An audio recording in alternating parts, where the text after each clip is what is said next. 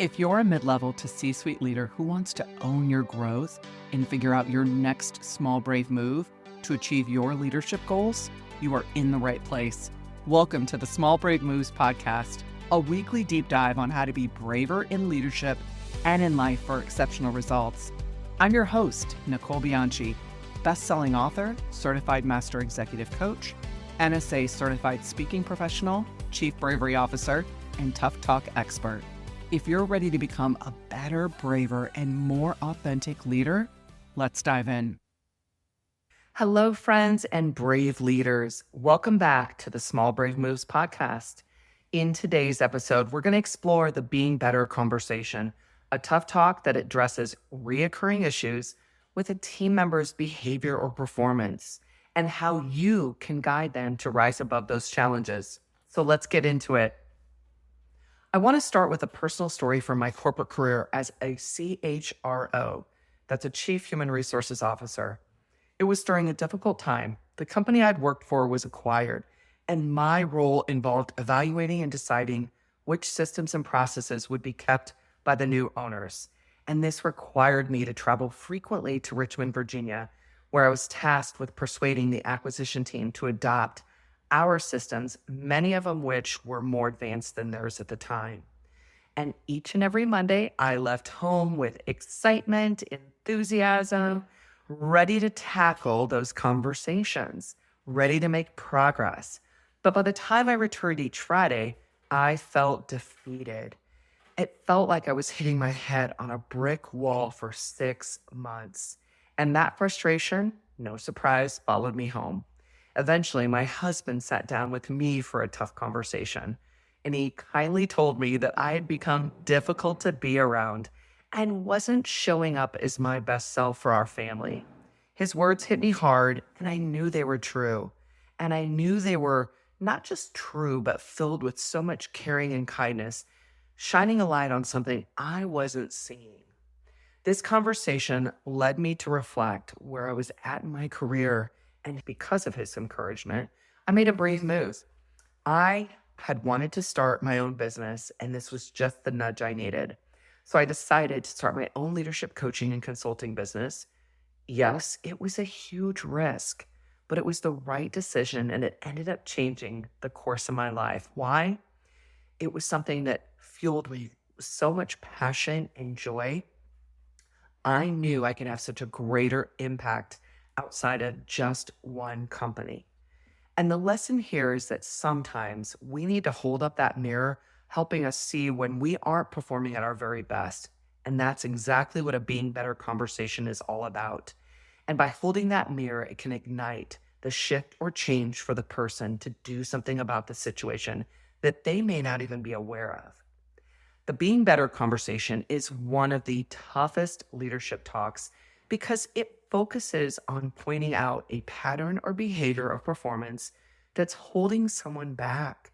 It's not about a one-time slip-up, but something that's happening consistently. It's a pattern of behavior. And as a leader, it's your responsibility to help that person recognize the issue and improve. Your presence is the intervention. So there's two main types of Being Better conversations. The first one is behaviorally. And this addresses ongoing issues with someone's attitude, mood, or interactions with others. Maybe they're constantly negative or making passive-aggressive comments or undermining team members. The next one is performance.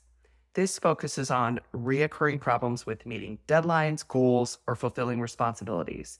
And it could be that someone's quality of work has declined, or they aren't pulling their weight in team projects. When you see these issues becoming a pattern, ignoring them is not an option. The person might not even realize their behavior is a problem. Or worse, they may think you've noticed, but just don't care. Either way, things can escalate quickly, eventually leading to a moving on conversation, if not addressed in a timely manner with kindness and empathy.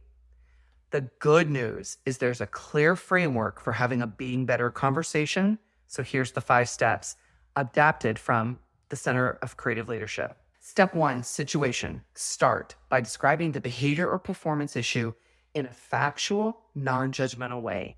Be specific and focus on the pattern you've observed. A good way to test the waters could be also asking, what are 3 things you think are going well? What are 2 areas you're working on to improve? Step 2, observation. Share what you've noticed. Stick to the observable facts rather than making assumptions. It's so important to keep judgment out of it so they don't feel defensive. Step 3, impact. Explain the consequences of their behavior or performance and what it's having on the team, company, or others. Maybe it's a loss of trust or missed results. Be clear and direct about the ripple effect their actions are causing. If they understand the impact, they now know what to do with it. Step 4, explore. This is a great chance to pause and give that person a chance to share their perspective and take responsibility. This step allows them to feel heard and help you understand what's going on from their side. Step 5, action. We always end with action. So let them propose the next steps for improvement. They should take the lead in crafting that plan to ensure they can follow through. You can always refine the action plan together, but it's important they own it. If they aren't able to come up with it right then and there, give them 24, 48 hours to come back and schedule more time to go through what that plan should look like. The being better conversation is tough, yet it's a necessary part of leadership. It's about holding up a mirror and helping someone reflect on where they can improve, not as a way of tearing them down, but as an act of care and support. The goal is to help them rise to the challenge, rebuild trust, and come out stronger. I hope this conversation on the Being Better talk inspires you to lead with courage and compassion when someone on your team just isn't performing at their very best. Remember, brave leaders have the tough conversations not because it's easy, but because it's the right thing to do. If you found today's episode valuable, please subscribe, leave a review. I would love it if you would share it with someone who might benefit from it. Maybe somebody you know needs to have a Being Better conversation and isn't quite sure how to do it. So until next time, stay brave and keep leading with courage. I can't wait to be back next week to talk about the last of the 5 tough talks, the moving on conversation.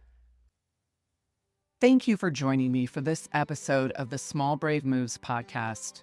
If you're wanting to take this work even deeper, I'm here to help.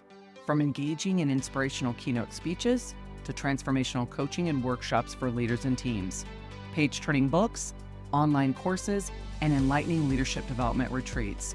There are so many ways that we can work together to take your leadership to the next level. For more information, check out the show notes, and let's do this together, one small brave move at a time. See you next week.